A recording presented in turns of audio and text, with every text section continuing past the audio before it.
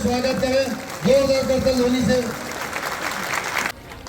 बिगड़ी गयो केस कहाँ करोगे अपील, सतगुरु साहेब को बनाव जो वकील। बिगड़ी गयो केस कहाँ करोगे अपील, सतगुरु साहेब को बनाव जो वकील। इन्हीं पंक्तियों के साथ में अपनी वाणी को विराम देती हूँ। बोलो सतगुरु महाराज की जय।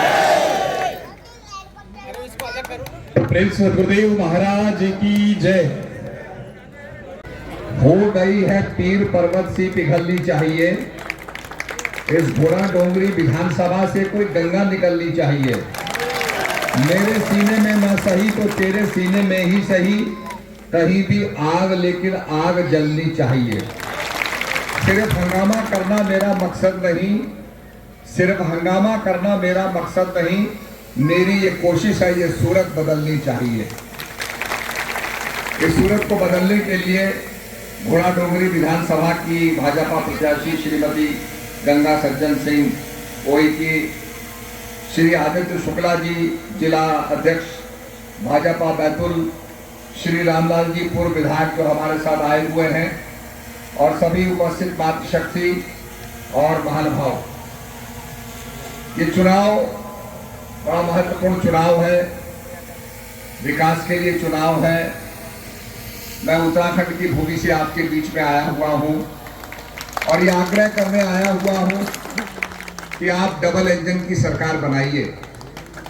हमारे उत्तराखंड में हरिद्वार से देहरादून ऊंचाई पर है, तो जब रेलगाड़ी में एक इंजन लगता है तो एक इंजन खींच नहीं पाता, चढ़ाई बहुत ऊंची है, तो वहां पर रेलवे वाले 2 इंजन लगाते हैं, एक इंजन आगे लगाते हैं, एक पीछे लगाते हैं।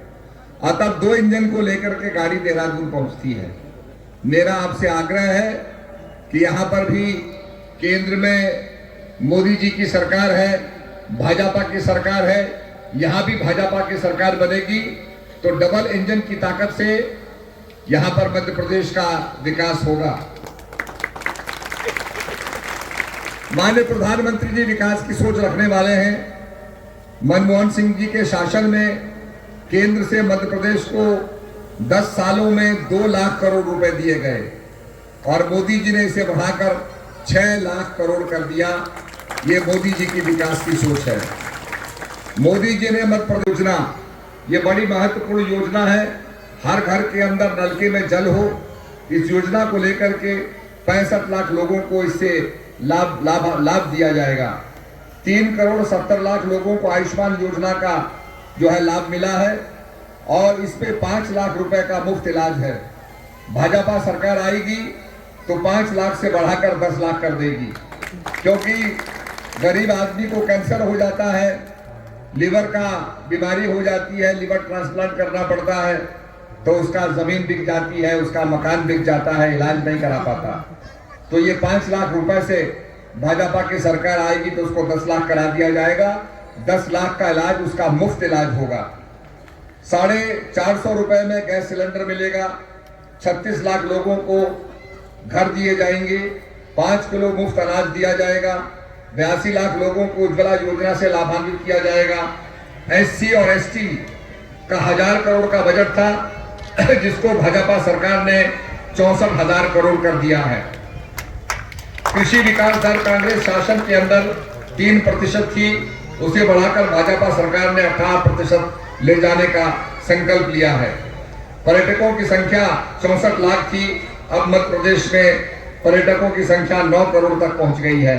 तो ये अपने आप में बहुत बड़ी उपलब्धि है।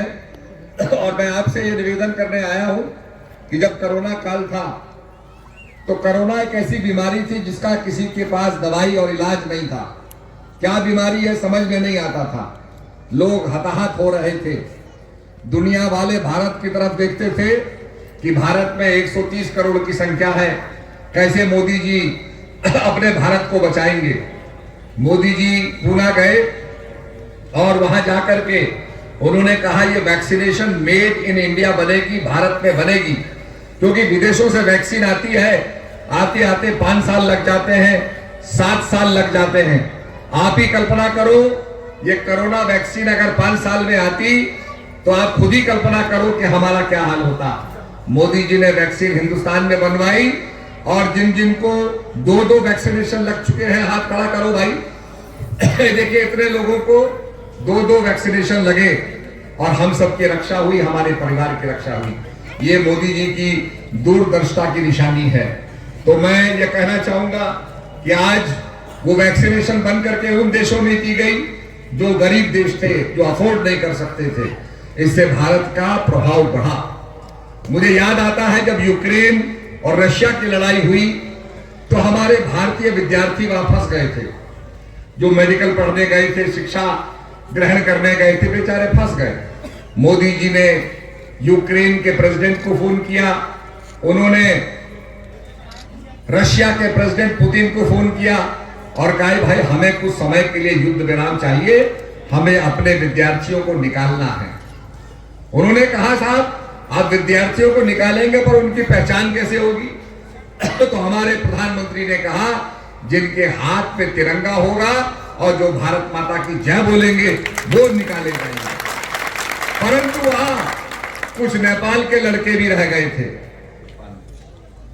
नेपाल के लड़के भी रह गए थे, कुछ पाकिस्तानी लड़के भी वहां रह गए थे, वो भी फंस गए। तो उन्होंने भी अपने हाथ में तिरंगा झंडा लिया और भारत माता की जय बोलते हुए निकले और भारत में लाए गए, उनकी भी रक्षा हुई। यह है वास्तव में मोदी जी की दूरदर्शिता।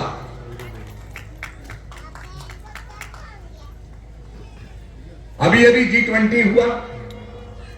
G20 के अंदर देश से 51 देश के लोग आए, भारत के वैभव को देखा, भारत की प्रगति को देखा और सभी नतमस्तक हुए कि निश्चित रूप में भारत प्रगति कर रहा है। अभी अभी जिस देश के अंदर बैलगाड़ी चलती है, गरीबों का देश है ये माना जाता था भारत को, पर मोदी जी ने चंद्रयान को उड़ा करके और उसको ऐसी जगह पर लैंड करवाया है जहां पर साउथ पोल कहा जाता है, जहां तक आज तक कोई नहीं उतरा।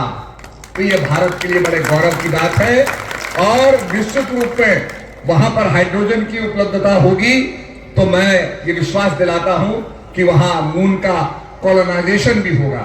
इसलिए कहा गया कि चंदा मामा दूर के, अब चंदा मामा दूर के नहीं है, अब चंदा मामा टूर के, अब टूर लगाएंगे, लोग बैठ करके जाएंगे टूर करने।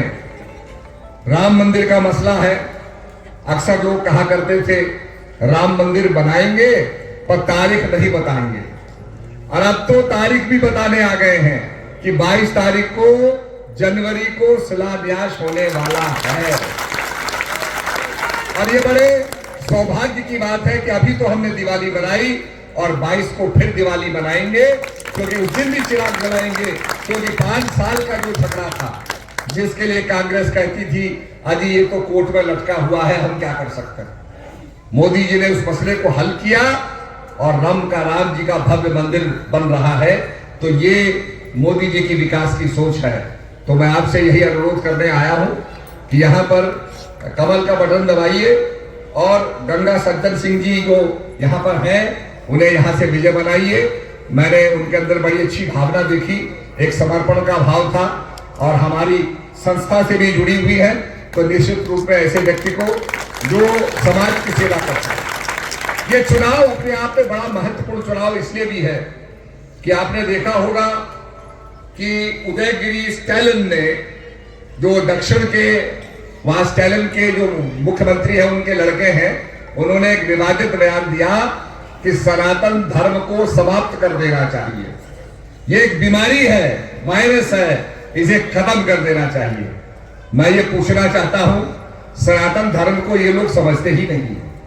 सनातन धर्म वो सनातन धर्म है जिसको हमारे ऋषियों ने जब जाना तो वो क्या कहते हैं, सर्वे भवन्तु सुखिनः, सर्वे सन्तु निरामय, सर्वे भद्राणि पश्यन्तु मा कश्चित् दुःखभाग् भवेत्। कि हे प्रभु सब सुखी हों। अभी अभी मैं हेलीकॉप्टर से आ रहा था तो मुझे सारा इलाका दिखाई दिया, ये तंबू भी दिखाई दिया, हेलीपैड भी दिखाई दिया। हम ऊंचे पर थे। जिसकी आत्मा ऊंची हो जाती है, जिसकी आत्मा उन्नत हो जाती है, उसको सब कुछ दिखाई देता है। तो हमारे ऋषियों ने नहीं कहा कि हे प्रभु हमारे जात के लोग ही सुखी रहें, हमारे धर्म के लोग ही सुखी रहे। उन्होंने कहा सर्वे भवन्तु सुखिनः, सब सुखी हैं। तो ये निश्चित रूप में भगवान राम ने शबरी का उद्धार किया, भगवान राम ने अहिल्या का उद्धार किया, भगवान राम ने हृदय से निषाद राज को लगाया, भगवान ने हृदय से केवट को लगाया। ये सब दर्शाता है कि जो सनातन को जानते हैं वो सबको गले लगाते हैं, सबको हृदय लगाते हैं। तो सनातन की कितनी बड़ी शक्ति है इसको समझना है। और आज INDIA वाले सनातन को समाप्त करने की बात करते हैं, जो भारत का आधार है, जो हमारी संस्कृति का आधार है, जिसके लिए कहा गया धर्मो रक्षति रक्षत, जो धर्म की रक्षा करता है धर्म उसकी भी रक्षा करता है। तो ये एक बात समझने की है। इसलिए मैं ये कहना चाहूंगा, आप लोगों से मेरा आग्रह है, ये धर्म की रक्षा का सवाल है, सनातन की रक्षा का सवाल है और मोदी जी के हाथों को मजबूत करना है। आप कमल का बटन दबाएंगे तो मोदी जी को वोट मिलेगा। और इस समय भारत को मजबूत होना है। भारत की एक भूमिका जो है विश्व गुरु की भूमिका, जो कि आज स्कूल कॉलेज तो खुलते जा रहे हैं, पर स्कूल कॉलेज खुलने के बाद भी हम विवेकानंद नहीं बना पा रहे हैं, हम शिवाजी महाराज नहीं बना पा रहे हैं, हम महाराणा प्रताप नहीं बना पा रहे हैं। जब अध्यात्म का प्रचार होगा, लोग सनातन को जानेंगे, तो हमारे देश के अंदर विवेकानंद भी होंगे, महाराणा प्रताप भी होंगे और शिवाजी होंगे, और हमारा देश विश्व गुरु बनेगा। भारत को विश्व गुरु बनाने के लिए आइए हम संकल्प लें। इन्हीं शब्दों के साथ, रावी की रवानी बदलेगी, सतलज का मुहाना बदलेगा, दर्शक में तेरे जोश रहा, तस्वीर का जामा बदलेगा। बेजार ना हो, बेजार ना हो, सारा फसाना बदलेगा। कुछ तुम बदलो, कुछ हम बदलें, तब तो ये जमाना बदलेगा। आइए कमल का बटन दबाइए और श्रीमती गंगा सज्जन सिंह ओइकी जी को यहाँ से प्रचंड बहुमत से विजय बनाइए। अपने ब्लॉकों में, गांव में, सब जगह जाकर के इनको वोट दिलाइए और मोदी जी के हाथों को मजबूत कीजिए। बहुत बहुत धन्यवाद। भारत माता की।